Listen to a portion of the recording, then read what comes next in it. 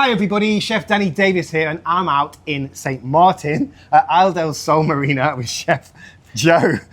Nearly got your name on there, Joe. So always funny. Forgets my name. I was laughing before. I always get people's names wrong when I start. So Chef Joe, how are you doing, sir? I'm really good, thank you. How are you? Awesome, great weather today, right? Yeah, it's beautiful. Nice and windy. Nice and windy. I hope that it doesn't come out in the camera too much. It's wobbling around. I can see it from here, but I'm sure it'll be good. So, Chef Joe, we're here in St Maarten. You're on a boat. Tell us a little bit about the boat.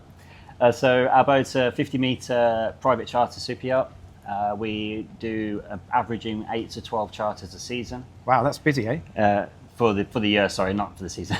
That's too busy. Yeah, that's really busy. So yeah, we're looking at least 10 charters for the summer. Yeah. We've just gone live the last week.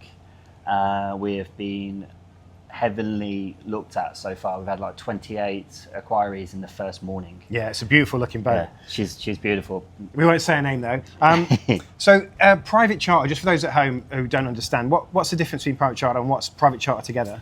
So private charter is the boat's owned by an owner, A rich guy, or rich girl. Yeah, that's true. And they rent the charter out. They rent the boat out for charters to pay for the vessel. Mm-hmm. But they also come on and do private as well. Yeah, so the owners will come on as well throughout the charter season occasionally, or use it for business meetings and social gatherings and stuff. Fantastic. So Joe, tell me, how did you become a chef? So yeah, a long time ago, been a chef now, coming up to 23 years. Wow, you're looking young. It's just all that non-drinking. And I started off with my dad. So my dad was a fruit and veg supplier, and whereabouts in the UK? In the Midlands. So good old Midlands. Warwickshire, Cotswolds, good old Birmingham.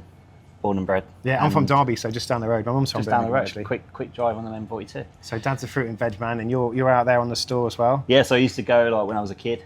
I used to go onto the Michelin star kitchens, and my dad used to see all the produce, and it kind of excited me. So at school I was into food tech. Cut a long story short, first job into Michelin. I was in a Michelin kitchen for 5 years. Oh yeah, which one? Edmonds. Edmonds. It was out in Birmingham. It was in Birmingham, but we started off in Henley and Arden. The head chef was called Andy Waters, part of Andy Waters. Andy Waters, part of the Simpsons Brigade. Oh yes, right, yeah. Purnell, Giggsy, Mm-hmm. Glyn Purnell, Andy Waters, Matt Albert, and someone. Anyway. For those who don't know, they were like a group of chefs that had a bunch of Michelin star restaurants, very well known in the UK. Yeah. So yeah, Andy branched off, Glyn Purnell branched off, and Luke Tippin went to Simpsons with Andrea Sartoni. So yeah, that was a little cliche in the market. So how old were you then? Oh God, I was 6 years old, probably 7, like up to my dad's knee. Looking at the restaurant going, oh yeah, I could do this. Yeah, I was like really excited by it. So when did you start cooking or working in restaurants? So as soon as I was 14, I was always hungry for work. I went into pot washing, kitchen portering. That's all the best chefs do, right? That's it, washing those pans, washing those plates. And then I just started getting into the kitchen more rather than just washing pots. And then I was used as a second person to do functions at a little hotel that I worked at. And yeah, so my hunger started at like 15, and I was 16, left school, went straight into work. Straight into work, no culinary college? Nope, straight into work, taught by some great chefs and self-taught a lot as well.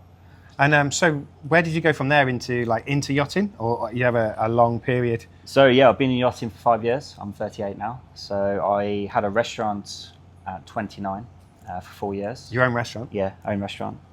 Did really well with a lot of problems, and also a lot of highs as well. Yeah, it's stressful, right? Yeah, got 2 rosettes, Michelin Guide. Good for you. A couple of Best Gastro TripAdvisor awards and stuff like that. But no, it was good. But then unfortunately it ended due to financial reasons, and you know it's always the way for restaurants in the world, finance. And then I was like, don't know what to do now, so here I am, yachting. So how did you do it? You went and did your SCTW? Yes. In the UK?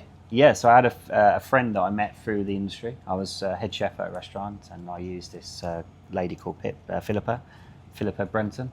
Shout out to Philippa. And she was like, oh, you'd be an amazing soul chef. And I was like, what's that? So what is a soul chef? Just explain it for those. So a soul chef will look after the crew, will look after the guests, will maintain the galley, will do all the provisioning, all the accounting, and basically he's the sole chef of the boat. He's the sole engineer, or engine room runner, as they would say. Yeah. Or her, not just him. And so that's the sole chef. So you started as a sole chef on what size boat? Started off at a 40. I won't say names because it was a badly run boat. 40 metre? Yeah. Was it a charter boat or private? It was a charter boat. Yeah. And we did 4 charters. I went straight into it in the middle of COVID, so I wasn't allowed to leave the boat. So all provisions had to be organised through suppliers. Yeah, I remember that. I used to put them on the dock and wash them down and stuff like exactly that. that. Yeah, crazy times. So I worked there for the middle of the season to the end of the season. And then jump ship. That was basically my first. I left. It was just a short-time contract. Yeah. Did you go on to another boat, bigger, smaller? I went on to Noya. I worked in the Red Sea as well. Oh, yeah? On a boat called Solution. I went to a boat called Noya. Worked an amazing. What size were they? She was 74 metre. 74 metre. As the head chef, sous chef? Ebony Barker. That was the head chef, Emily. And How was he? Was he good? She was incredible. She was an amazing chef. She'd been in yachting for 12 years when I joined her, so 15 years now. Salty sea dog. Yeah, she was awesome. She taught me a lot about crew feeding, which was what I needed to learn, and that's why I went there. So what are your tips for crew food then? What would you say is the best way? You got to be healthy because everyone's always on a diet. Yeah. Especially when you start a season, right? Everyone's like, I'm just going to eat rice crackers. That's it. So everyone's always wanting salads and stuff. But then there's always that day when everyone's gone out for a few too many, and they want a bit of fried food, like a burger or something a bit more easy eating, comfort food. So it's all about a mix. I would say it's all about giving everyone a good mix. Yeah. And listening to requirements. Yeah. And asking people what they like. Yeah, I agree. I think doing a bit of home cooked food for those people who are away from home for a long time really helps a lot with the morale. Yeah. Sometimes I just say to the chief steward, I say like, "What would you like for dinner tonight?" Or "What would you fancy tomorrow?" That's brave. Asking the chief steward what she wants to eat. She always says biltong there. Shout out to all the South Africans out there. Yeah, you know what you like. A bit of biltong, some steaks. That's it. Bit of koiki. It's all about the meat. It really is. Yeah. Meat and rice. So tell me, some of the places you've been in the world, where's a place that's really stuck out to you that you've really enjoyed being at? So, but going back to Noya, I was very, very fortunate to be part of the crew that went to Antarctica. Wow. And that was the best place I've ever been to in my entire life.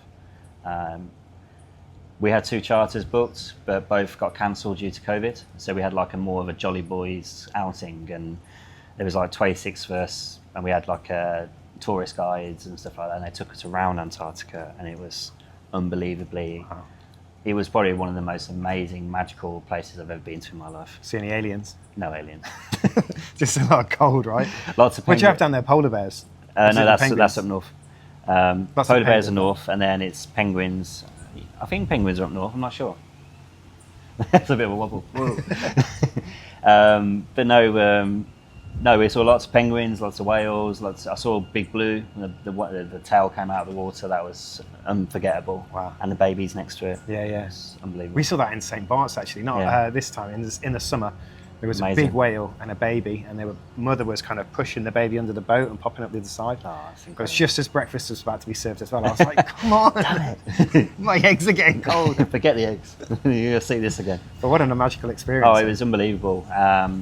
Like we did the plunge. We had a Christmas dinner, like a barbecue on the heli deck, where we done like a proper fire pit, and all of us sat in a nice line, and it was unbelievably memorable, and I still think about it now. Yeah, wow. I get shivers. Any other places you've been that you want to say?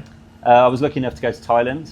Where I met on a boat? Yeah, on a boat. Yeah, wow. We sailed from Italy. I met my fiancée there. Together 3 years last week. Congratulations. Thank you. And I met her there. But we've been to Thailand. I've done all the Caribbean now. I've done going to Miami. It's Bahamas next. Leave next week. Awesome. I love the Bahamas. But yeah, it's been a magical journey so far. So tell us a bit about your food. What kind of food you like to cook, and what would you say is your kind of signature? I do get excited by cooking Asian cooking. So from sushi to Thai to Japanese, back to Japanese, I do enjoy American cooking as well, where you can do real big pieces of meat, ribs and burgers and stuff like that. But it's all about, obviously as well, but it's all about being very adaptable to the guests that you have come on board. Yeah, And you're literally a different restaurant every meal, aren't you? You can't just be a chef that, oh, I'm a chef that just deals with smoking food. You have to be someone that really not arrogant, or you have to be really adaptable to everyone's needs. Here comes the plane. Planes, Not too loud today. airport. Yeah, it's true. You've got to really adapt. If you could give any advice to anyone getting into yachting, what kind of advice would you give them? If you're going into yachting from day one, be a yes man or a yes girl, and just absorb as much as you can. I wish I went into a boat as a sous chef first, because going into a boat as a sous chef first, you learn everything in the first 18 months.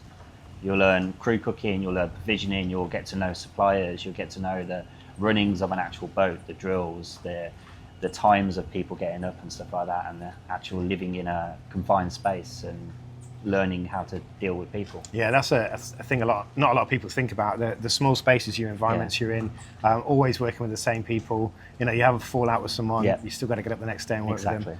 How do you deal with that? How do you deal with the mental stress of it? You got any routines or things you do? I love the gym, so that's always somewhere I can go to escape. I like to train at least 5 times a week, and I like to go for a walk as well. A walk's always good to clear your head. Yeah, that's true. A nice 5k walk, just to clear your head, think about issues that you're having at work, issues with people, problems, work, how the galley's running, that kind of thing. But no, it's all about being open and listening to everybody, from the lowest to the highest person on the boat. Good advice. So are there anything in the future or anywhere you're going you want to tell me about? Any projects you're working on? Projects as such, not really, just apart from my job currently. I'm trying to do a property business at some point with my mate, Paul Hicks. And we're looking at his stuff, and we're learning more about the actual dealings of it first before we start investing money into it. But no, we're off to the Bahamas next? Yeah, Bahamas next, and then we're heading into Miami, and then we're going to be there for the boss for a bit, then we're back over to the Med for the summer. Awesome. Yeah. Well, it's lovely talking to you. Thanks very much for coming up. Nice one. Nice one. Thank you. So to hear more from me, go to Behind the Line with Chef Danny Davis, or check me out at Future Chef Project, and I'll put that there. To see more from you, Joe, where do they go? My Instagram. I've actually forgot my Instagram. Okay, well, we'll stick it there. Chef Joe _ whatever it is. And we'll see you later. Thank you. Nice one. Nice one. Cheers. Bada done, bada done, bada done.